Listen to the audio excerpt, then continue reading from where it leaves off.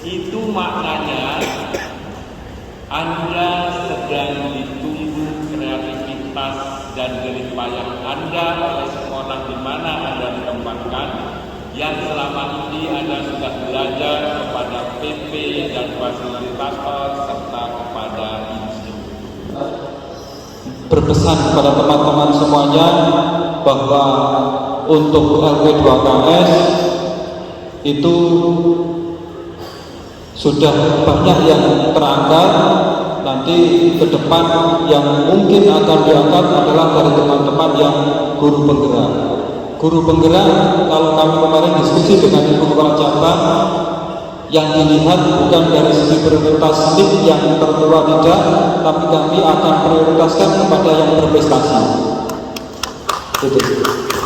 Jadi sudah guru penggerak Pak, sudah lulus, kemudian berprestasi. Alhamdulillah kemarin kan sudah ada yang juara BJJ, guru penggerak, kemudian juara BJJ, juara 1 Provinsi Jawa Timur. Nah itu kita prioritaskan. Ya, jadi itu kalau nggak mau jadi kepala sekolah, jadi apa Bapak Ibu? Monggo Bapak Ibu punya banyak pilihan. Nggak jadi kepala sekolah nggak apa-apa, tapi nanti bisa menjadi pengawas. Karena pengawasnya di Kota Malang, Pak, dari BPKP kami sampaikan tinggal laksana 10 atau berapa ya, sisa pilih itu 12 orang. Itu sudah kami konsep, insya Allah ada dari guru penggerak juga. Karena nanti aturannya kalau di situ belum ada misalnya stop CKS diambilkan dari guru penggerak. Kebetulan yang SD kami sudah nggak punya stop CKS. Kalau SMP kami masih punya stop 25 SMP CKS. Kalau SMP tinggal kami ngambil dari stoknya yang ada. Itu Bapak Ibu. Bapak Ibu yang kami hormati, barangkali itu yang bisa kami sampaikan. Karena saya lihat katanya Pak Asrofi yang banyak yang kipas-kipas di belakang itu. Panas tuh ya? Alhamdulillah, berarti saya tanya banyak. Oh ya, dari SDN Merjosari 3, Bu Rini dari SMP MUM, dan Bu Herdia dari SDN Tasikmadu. Inilah persembahan dari JGP Angkatan 8 Kota Malang.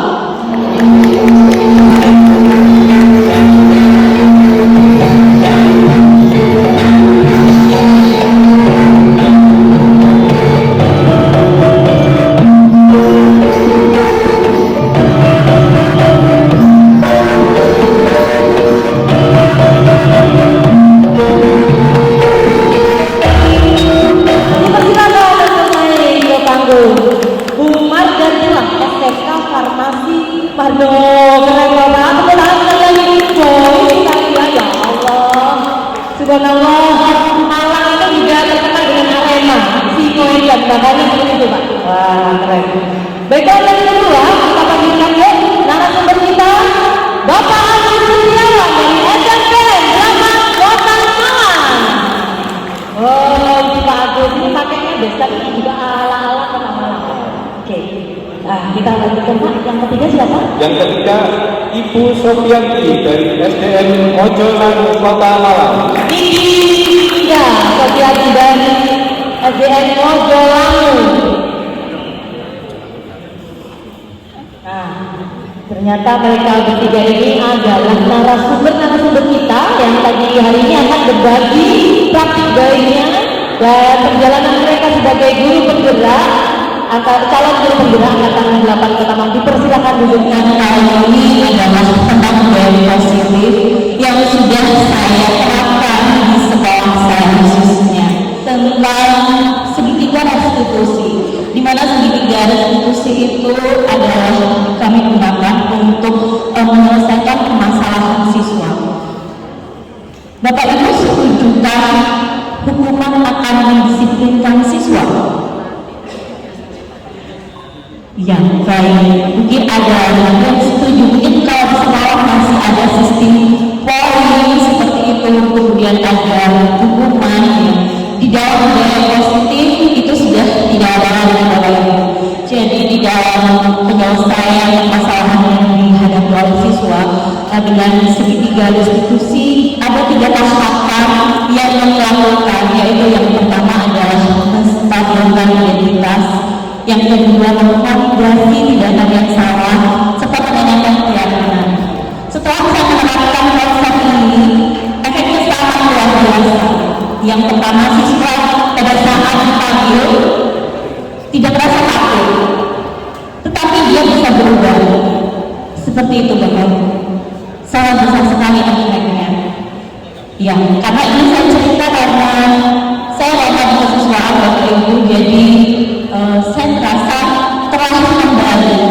Waktu di kesiswaan tidak ada siswa yang belajar cenderung terpaku pada peraturan sekolah yang ada, di mana siswa yang melanggar ada poin-poin yang harus kita berikan seperti itu. Tapi dengan segitiga restitusi, kita tidak perlu menuntut poin lagi Bapak Ibu, tapi efeknya sangat menjangka panjang, sangat berpihak pada murid. Jadinya dengan penciptaan budaya positif di sekolah, lingkungan sekolah akan menjadi nyaman, aman, dan senang di sekolah. Seperti itu. Selain segitiga restitusi, saya juga menerapkan keyakinan kelas. Saya juga belajar setiap kelas yang ada untuk membuat keyakinan kelasnya masing-masing. Seperti itu. Dengan mengajak mereka, pertama-tama saya memaparkan konsepnya, kemudian mereka menyampaikan ide-ide mereka yang akhirnya kita bahas bersama sehingga menimbulkan sebuah kesepakatan kelas yang selalu bisa digunakan di awal pembelajaran. Jadi saya sudah tidak ada kata-kata lagi untuk menegur siswa. Jangan main HP, jangan gunakan handphone buat sasmetan seperti itu. Jadi saya di awal pembelajaran Bapak Ibu sudah anak-anak sebelum kita memulai pembelajaran masih ingat kesepakatan kelas kita seperti apa? Jadi mereka sudah paham. Jadi kita pembelajaran, karena kebetulan dalam pembelajaran saya sering menggunakan handphone sebagai sarana pembelajaran. Jadi mereka sudah tahu. Kita harus bertanggung jawab dalam menggunakan handphone seperti itu. Jadi saya sudah tidak perlu capek-capek menegur lagi. Jadi mereka punya motivasi intrinsik yang datang dari dirinya sendiri untuk berbuat yang seharusnya mereka lakukan. Sesuai dengan filosofi dari Ki Hajar Dewantara dengan pendidikan kita adalah untuk menuntun anak kita sesuai dengan kata-kata dan kata-katanya sehingga mengantarkan mereka ke keselamatan dan bahagia di masa yang akan datang. Terima kasih dari saya atas perhatian. Mohon maaf jika ada yang kurang berkenan. Wassalamualaikum warahmatullahi wabarakatuh. Pembelajaran berdiferensiasi. Nah, di modul 2 ini Bapak Ibu, terus terang saya merasakan sebuah kepusingan yang sangat hebat. Kenapa seperti itu Bapak Ibu? Karena saya seorang pengajar matematika. Nah, inilah pengajar matematika dikasih diferensiasi, padahal materinya seperti itu. Tapi saya tidak kehabisan akal Bapak Ibu. Saya dengan semangat, saya berkolaborasi dengan tentunya di kepala sekolah. Saya mencoba sesuatu hal yang baru saya terapkan di pembelajaran matematika, dan akhirnya pembelajaran matematika di dalam kelas saya menjadi menyenangkan. Saya merasa bangga ketika saya melihat anak didik saya mau dengan semangat mengikuti pembelajaran matematika. Sebelum pembelajaran Bapak Ibu, saya selalu menceritakan kepada anak-anak, menanyakan perasaan anak-anak, bagaimana mereka pada hari itu untuk menanyakan kesiapan belajar matematika. Setelah mereka siap belajar matematika, saya akan mengajak anak-anak belajar menggunakan metode-metode pembelajaran yang menarik. Saya mengajak anak-anak untuk berdiskusi, saya mengajak anak-anak untuk melakukan praktek, dan saya mengajak anak-anak untuk melakukan presentasi. Di pembelajaran kali ini juga Bapak Ibu, saya mencoba untuk melakukan pembelajaran berdiferensiasi dengan diferensiasi proses dan konten. Saya ajak anak-anak untuk mengerjakan aktivitas yang berbeda sesuai dengan bakat dan minat mereka, sesuai dengan kesenangan mereka, gaya belajar mereka dalam belajar matematika. Saya merasa sangat bahagia, saya sangat merasa senang ketika anak-anak bisa mengikuti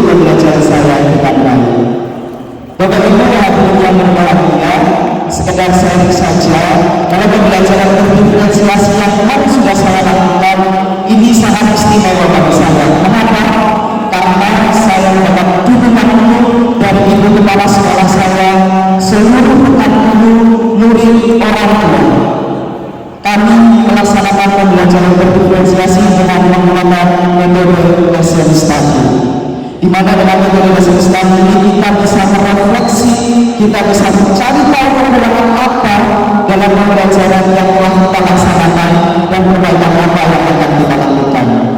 Dalam kegiatan Islam ini pun saya merasa telah menggerakkan seluruh anggota komunitas belajar di sekolah saya. Saya bersama dengan komunitas belajar saya, bersama rekan sejawat saya telah membentuk sebuah komunitas belajar. Mohon maaf kalau bisa berceritanya agak terharu, karena komunitas belajar yang telah saya bentuk bersama rekan sejawat saya kemarin telah diresmikan oleh Ibu Kepala Sekolah. Ini merupakan suatu kebahagiaan buat saya sendiri dan harapan kedepannya Bapak Ibu, komunitas belajar yang saya bentuk akan memperbaiki kualitas pembelajaran Bapak Ibu guru dan akan berakibat kepada peningkatan pembelajaran kepada anak-anak. Bapak Ibu tamu-tamu yang berbahagia, tantangan demi tantangan pun datang ketika saya melaksanakan praktik baik aksi nyata ini, terutama tantangan dari dalam diri saya sendiri, kepercayaan diri saya yang sangat kurang karena saya takut untuk mencoba sesuatu yang baru. Tetapi dalam belajar mobil 2 ini saya mendapat dukungan penuh dari Ibu Karla, PP saya yang luar biasa, sehingga saya bisa berani untuk mencoba sesuatu baru di anak saya. Sekali lagi saya ucapkan terima kasih. Bapak Ibu hadirin yang berbahagia, harapan kedepannya semoga praktik pembelajaran, semoga aksi baik yang saya lakukan ini dapat menginspirasi Bapak Ibu, dan pada akhirnya saya titip pesan kepada Bapak Ibu semua, karena Bapak Ibu adalah Bapak Ibu yang hebat. Saya titip pesan, tolong jadikan pembelajaran di kelas Bapak Ibu menjadi menyenangkan. Tolong jadikan anak-anak Bapak Ibu menjadi raja dan ratu di kelas. Fasilitasi bakat minat mereka dengan menggunakan pembelajaran berdiferensiasi. Bapak Ibu hadirin yang berbahagia, saya dan 75 calon guru penggerak angkatan 8 akan siap terus berbagi praktik baik, akan siap terus memberikan impact kepada seluruh komunitas untuk menjadikan pembelajaran menjadi lebih baik lagi. Itu tentang program positif yang berdampak pada murid yang sudah saya lakukan di sekolah saya, di SD Negeri Mojolangu 1 Kota Malang. Nah, Bapak Ibu, saya mau tanya, apakah Bapak Ibu itu merasakan yang saya rasakan? Kalau anak-anak kita itu malah jarang bermain di luar, lebih suka di dalam rumah main HP. Ya, merasakan ya. Soalnya anak saya juga begitu gitu ya, termasuk murid-murid saya gitu. Nah, saya ingin anak-anak itu seperti kita dulu gitu loh Bapak Ibu. Saya dulu kan akhir tahun 90-an ya. Nah, kita itu kalau main itu sampai asar gitu ya, bahkan sampai menjelang maghrib gitu. Terus orang tua kita manggil, ayo cepat pulang gitu, jangan main terus gitu. Nah, kalau sekarang kita kebalikan ya, anak di dalam rumah malah kita suruh keluar, jangan di dalam rumah terus sampai keluar gitu. Main sama teman-teman gitu. Nah, jadi dari fenomena ini yang mendasari saya dalam membuat program itu yang namanya Kuncir. Kuncir itu adalah akronim dari Aku Cinta Tanah Air gitu. Nah, dengan program Kuncir ini saya ingin gitu ya, murid-murid saya di SD Mojolangu 1 juga teman-temannya semuanya di sekitar sekolah itu bisa bertambah rasa nasionalisnya dengan cara bermain permainan tradisional gitu. Sebetulnya simpel sekali program saya ini, tapi yang saya harapkan adalah program ini bisa berdampak positif pada murid gitu. Nah, Ibu bisa diputarkan video saya yang sudah melakukan implementasi program ini. Terima kasih Bu Mia. Nah, Bapak Ibu, saya juga mau mengucapkan terima kasih banyak, terutama kepada ibu hasil saya yang sudah datang. Terima kasih Bu Ariani,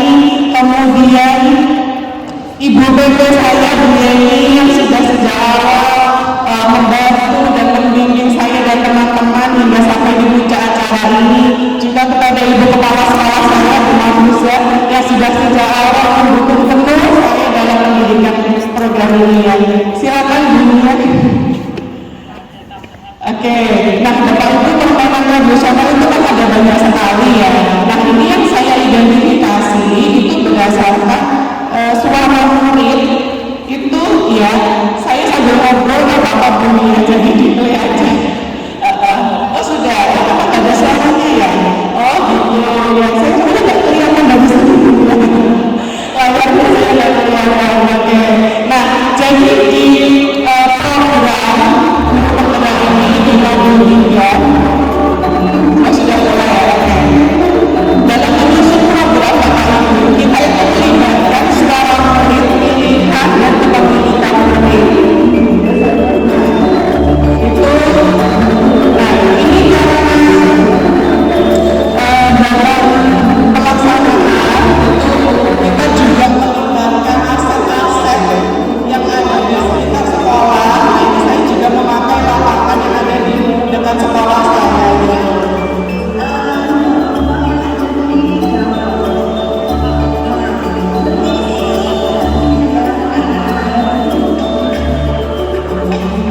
Boleh ke depan?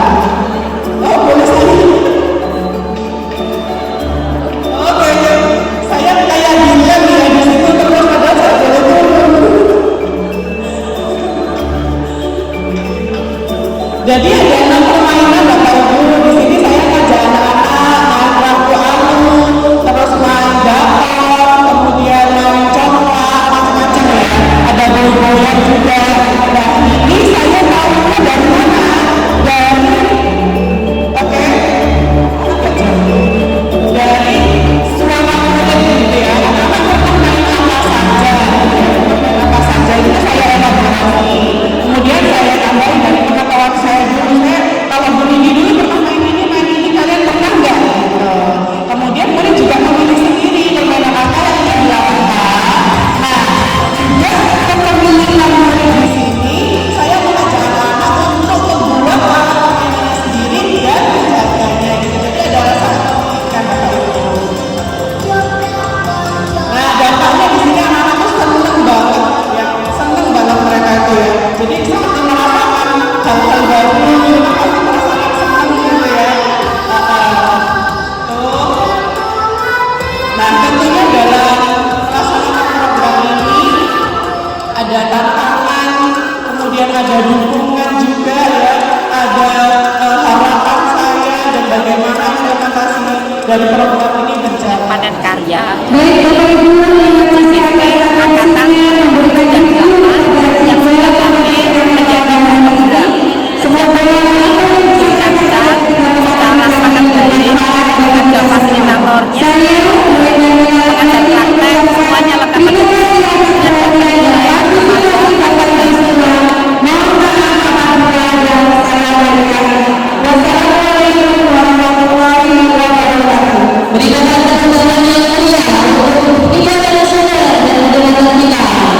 semoga sukses selalu Bapak Ibu serta bergerak untuk pendidikan Indonesia. Bapak Ibu sekalian, setelah ini kita saja di panggung masyarakat ada beberapa tampilan.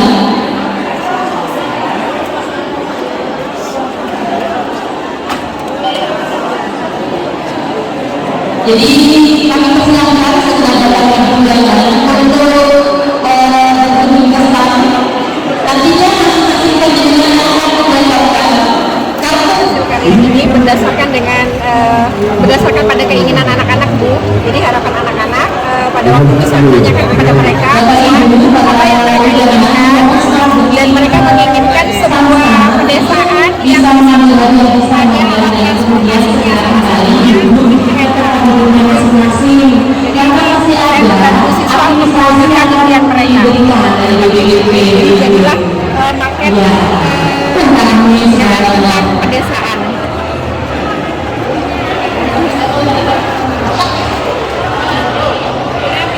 oh, keren sekali ya. Oh, keren sekali. Betul-betul.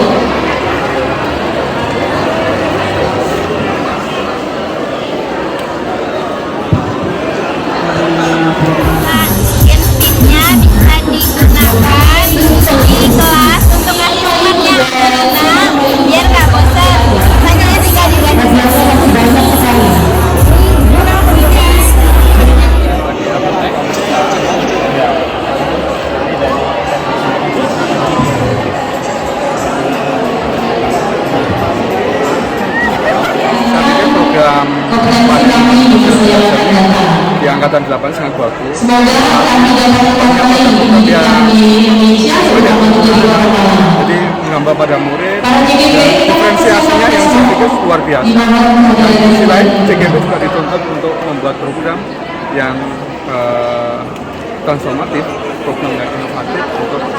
kemajuan pendidikan di Kota Malang. Saya pikir ini sangat bagus sekali. Malang. Terima kasih. Kami bersyukur boleh menjadi pengajar praktik, boleh menolong para guru sama guru penggerak. Dalam hal ini kami juga belajar daripada mereka, terinspirasi, dan harapannya sih semakin baik, meningkatkan